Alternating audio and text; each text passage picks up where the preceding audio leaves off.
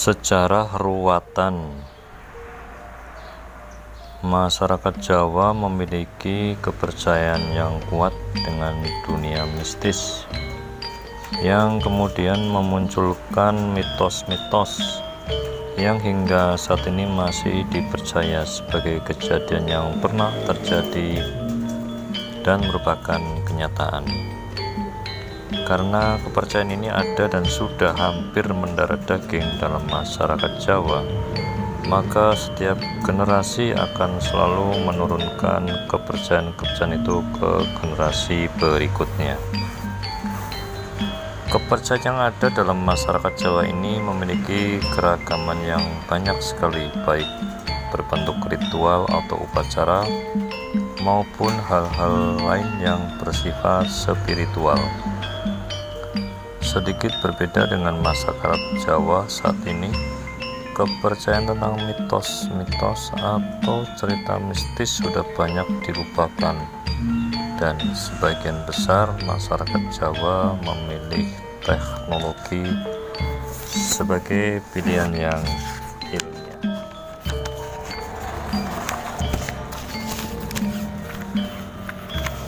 Saat ini cerita atau mitos lebih cenderung pada sentuhan spiritual yang hanya dapat dirasakan oleh orang-orang yang masih mempercayainya. Yang tidak mempercayainya tidak akan mempengaruhi dirinya sama sekali. Salah satu keyakinan masyarakat Jawa yang cukup penting adalah ruwat. Ruwat dapat dibagi dalam 3 jenis ritual yang paling umum dan sering dilakukan dalam masyarakat Jawa, seperti 1. Ruwat diri sendiri. Tujuannya menghindarkan diri dari kesialan yang ada dalam dirinya. Ruwat semacam ini biasanya dilakukan oleh spiritualis. Yang kedua, ruwat untuk orang lain. Di sini sang spiritualis melakukan ruwatan pada orang lain. Yang ketiga, ruwat untuk umum. Ruwatan semacam ini biasanya dilakukan untuk meruwat suatu wilayah atau pekarangan dan menghilangkan kekuatan unsur alam yang ada di dalamnya.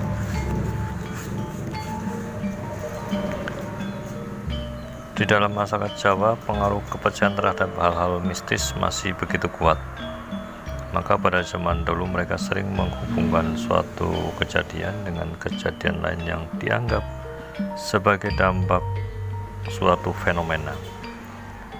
Kejadian diawali dengan kesalahan, dan kesalahan yang murni dilakukan oleh manusia menjadikan manusia tertimpa dampaknya pada saat nanti, cepat atau lambat.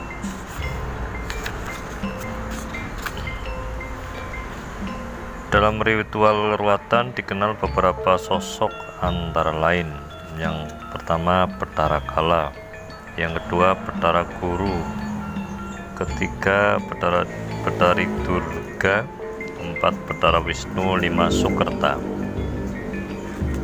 Tujuan dilakukan ruwatan.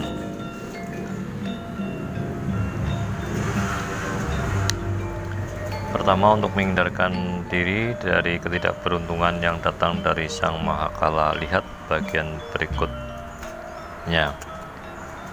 Keberadaan Betara Kala ini sebenarnya tidak selalu mutlak ada di saat dilakukan ruwatan, tetapi nama Betara Kala sendiri sering disebut sebagai simbol keberadaannya dalam hidup manusia.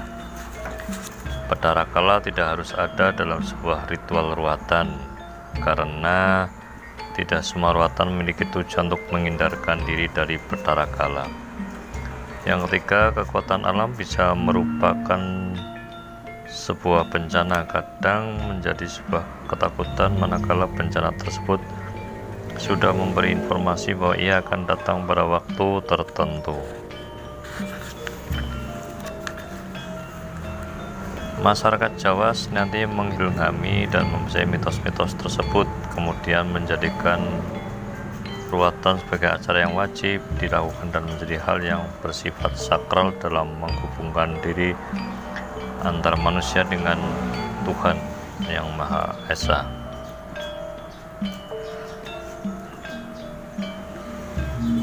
Para perilaku ritual pun sebagian sudah ada yang mulai beranggapan dan merasa bahwa acara ruatan bahkan merupakan hal yang logis, sehingga hal ini ditinggalkan sebagai bentuk kepercayaan, kebudayaan, dan ritual. Tetapi bagi masyarakat Jawa yang masih memiliki kepercayaan tentang Bathara Kala, Bathara Guru, Bathara Wisnu, dan Bathari Durga Sukerta, maka pelaksanaan ruatan, khususnya ruat Murwakala, masih banyak yang dilakukan oleh sebagian orang.